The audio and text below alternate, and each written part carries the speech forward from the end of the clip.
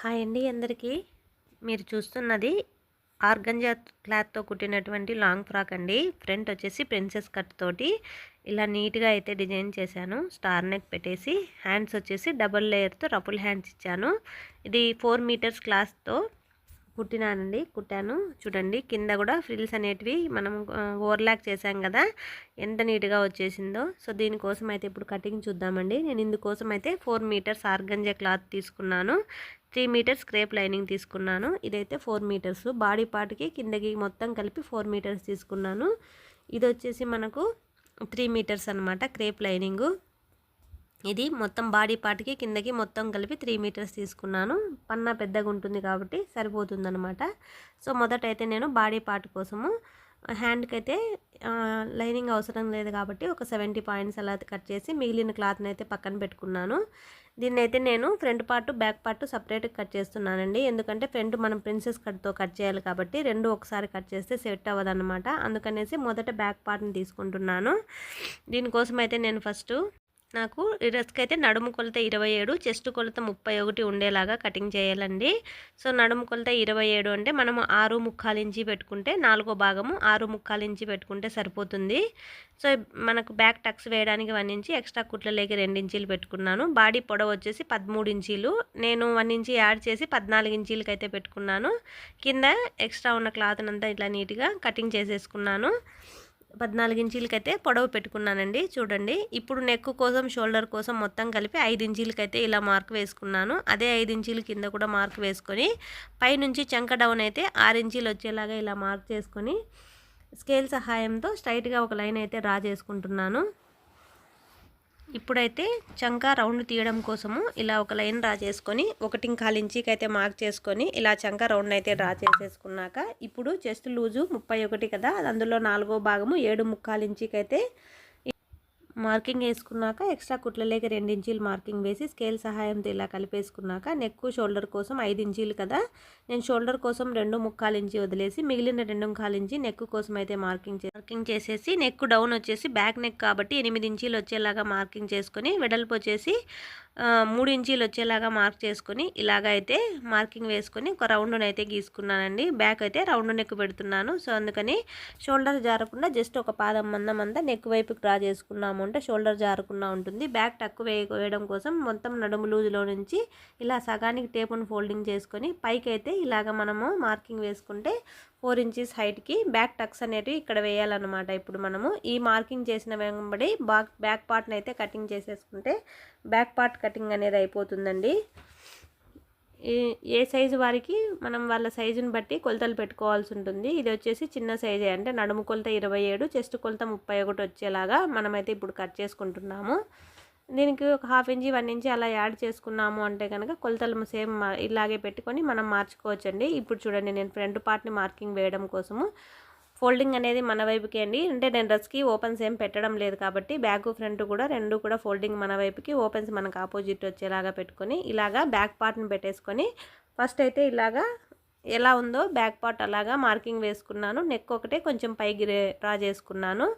అది వచ్చేసి back part ఇందాక కట్ చేసింది. ఇప్పుడు కట్ చేసేది మనం వచ్చేసి ఫ్రంట్ పార్ట్ అనమాట. సో అందుకని ఇలా రాసేసి ఇప్పుడు చూడండి నెక్ వచ్చేసి నేను ఫ్రంట్లో 6 ఇంచీలు పెడదాం అనుకున్నానండి. ఎగ్జాక్ట్గా నాకు సరిపోయింది. నేను ఇందులో అయితే స్టార్ నెక్ని అయితే డ్రా చేసేసి చంక లోతు కోసము ఒక 1/2 ఇంచి ఇలాగ మార్కింగ్ వేసుకొని ఇలాగైతే నేను మార్కింగ్ వేసుకున్నాను. ఇప్పుడు చూడండి ప్రిన్సెస్ కట్ కోసం స్టార్టింగ్ నుంచి 2.5 ఇంచీలకు మార్క్ చేసుకొని వెడల్పు వచ్చేసి 2 ఇంచీలకు వచ్చేలాగా మార్క్ చేసుకొని చెస్ట్ లెంత్ని 10 ఇంచీల దగ్గర మార్క్ చేసుకొని స్టార్టింగ్ నుంచి 3.5 ఇంచీ వచ్చేలాగా మార్కింగ్ వేసుకొని ఇలాగా స్కేల్ సహాయంతో ఈ ప్రిన్సెస్ కట్ కోసం మనం చూడండి సైడ్కి 1 ఇంచీ ఇలా మార్క్ చేసుకొని దీంతో మనం ఇప్పుడు మన దగ్గర కరువు స్కేల్ ఉంటుంది కదండి, ఇలా కలిపేసుకున్నాము అంటే ఈజీగా అయిపోతుంది అనమాట. ప్రిన్సెస్ కట్ షేప్ అనేది బాగా వచ్చేస్తుంది. ఇప్పుడు ఇక్కడ నుంచినే మనము చంకలోకి కరెక్ట్గా రౌండ్ మనం చంక తిరిగే చోటుకి ఇలా కలిపేసుకుంటే ప్రిన్సెస్ కటింగ్ అనేది షేపు నీట్గా వచ్చేస్తుంది. ఇప్పుడు మనకి ఇక్కడ క్లాత్ అనేది తగ్గిపోతుంది కాబట్టి నేను ఎక్స్ట్రా సైడ్కి 1.5 ఇంచ్ తీసుకొని ఇలాగా కలిపేసుకుంటున్నానండి. అప్పుడు మనకు ఫ్రంట్ పార్ట్ బ్యాక్ పార్ట్ రెండు కూడా సమానంగా వచ్చేస్తాయి. సో ఇప్పుడు మనం మార్కింగ్ చేసిన వెంబడి కటింగ్ చేసేసుకున్నాము అంటే ఫ్రంట్ పార్ట్ కటింగ్ కూడా ఈజీగా అనేది అయిపోతుంది.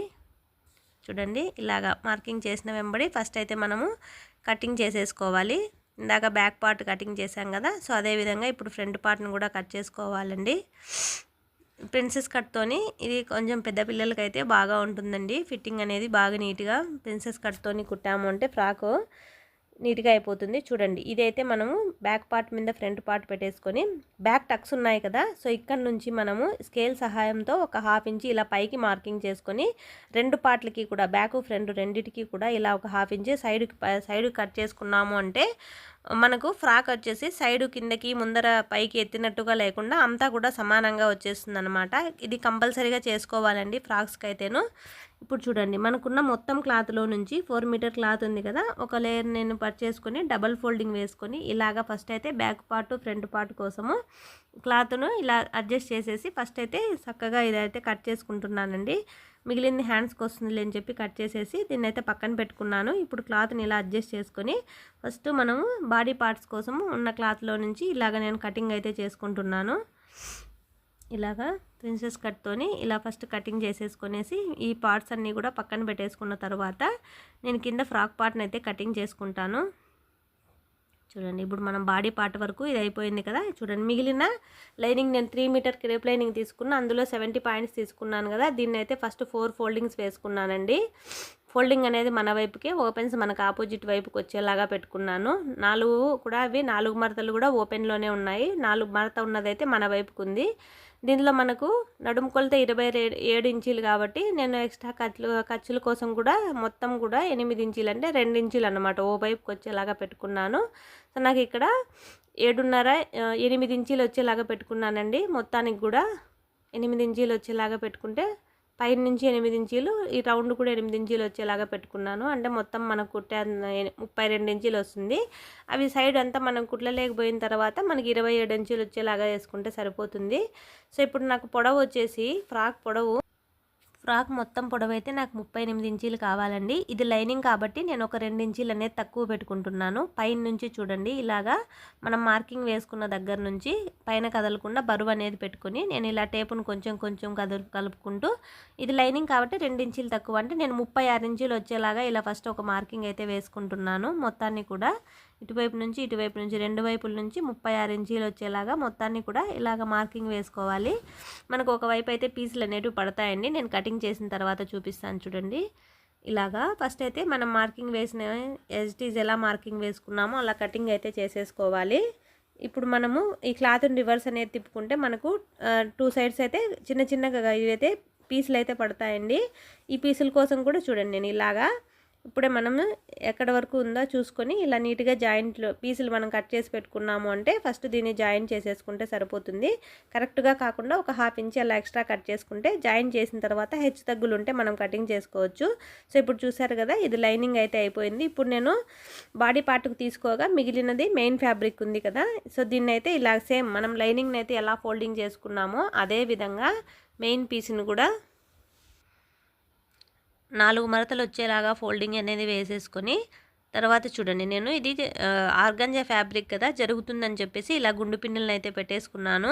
గుండు పిన్నులను పెట్టేసుకున్న తర్వాత ఫోల్డింగ్ మన వైపుకే ఉంది, ఓపెన్స్ మనకు ఆపోజిట్ వైపుకు ఉన్నది కదా. సో సేమ్ అదే విధంగా లైనింగ్ని ఎలా పెట్టుకున్నామో అలా పెట్టేసుకొని చూడండి, ఇందాక కట్ చేసుకున్నటువంటి లైనింగ్ని అయితే నేను ఇలాగా మెయిన్ ఫ్యాబ్రిక్ మీద పెట్టేసుకున్నాను. ఇది మనకు లైనింగ్ 36 ఉంది కదా, మనకు మొత్తం 38 ఇంచీలు కావాలన్నమాట. నేను 39 ఇంచీలు వచ్చేలాగా పెట్టేసుకుంటున్నాను. ఎందుకంటే కింద మనము జిగ్జాగ్ చేయడానికి ఒక 1/2 ఇంచ్ అనేది పోతుంది. సో మళ్ళీ పైన కూడా మనకు కుట్లలేక ఒక 1/2 ఇంచ్ పోతుంది కదా, మొత్తానికి 1 ఇంచ్ ఎక్స్ట్రా కలిపేసుకొని మొత్తం 39 ఇంచీలు వచ్చేలాగా ఇలాగా ఒక మార్కింగ్ అయితే వేసుకున్నాను. సో మార్కర్ అయితే బ్లాక్ కలర్తో కనిపించదని నేను పింక్తో వేసానండి, ఈజీగా కనిపిస్తుంది అనేసి. చూడండి, పైన మనం బాడీ పార్ట్ అది ఇందాక లైనింగ్ పార్ట్ పెట్టాం కదా, సో అక్కడైతే మనం నడుము పట్టి దగ్గర అది కటింగ్ చేసేసుకుంటే నడుము పార్ట్ వస్తుంది. సో కింద అయితే మనము ఇలాగా ఈ పీస్ని అయితే కటింగ్ చేసేసుకుంటే మనకు కింద పార్ట్ కూడా వచ్చేస్తుంది. దీనికి కూడా 2 సైడ్స్ పీసులు అనేటివి పడతాయండి, కొంచెమే పడతాయి. సో మనం ఇందాక మిగిలిపోయినటువంటి క్లాత్లో నుంచి ఈ మనము ఎక్స్ట్రా పీసులు అనేది ఇలాగా మన కింద ఎంత ఉంది కనిపిస్తూ ఉంటుంది కదా లైట్గా, సో దాన్ని చూసుకుంటే ఇలా ఒక 1/2 ఇంచ్ ఎక్స్ట్రా ఉండేలాగా కటింగ్ చేసేసుకుంటే కుట్టేసిన తర్వాత మనం హెచ్చు తగ్గులు అనేటివి ఉంటే నీట్గా కటింగ్ చేసుకుంటే సరిపోతుంది. చూడండి, దీనికి అటాచ్ చేసేసి గుండు పిన్నులు పెడుతున్నానండి, కన్ఫ్యూజన్ అనేది లేకుండా. సో ఇందాక మనం ఇప్పుడు లైనింగ్ అయితే కట్ చేసుకున్నాం కదా, లైనింగ్ అయిపోయింది, మెయిన్ ఫ్యాబ్రిక్ అయిపోయింది. సో ఇప్పుడు నేను హ్యాండ్స్ అయితే కటింగ్ చేస్తున్నానండి. ఇవి డబుల్ లేయర్ రఫుల్ హ్యాండ్స్ కదా. సో నాకు చంక రౌండ్ అనేది మొత్తంకి కలిపి 14 ఇంచీలు ఉంది, అంటే ఒకవైపు 7 ఇంచీలు అనమాట.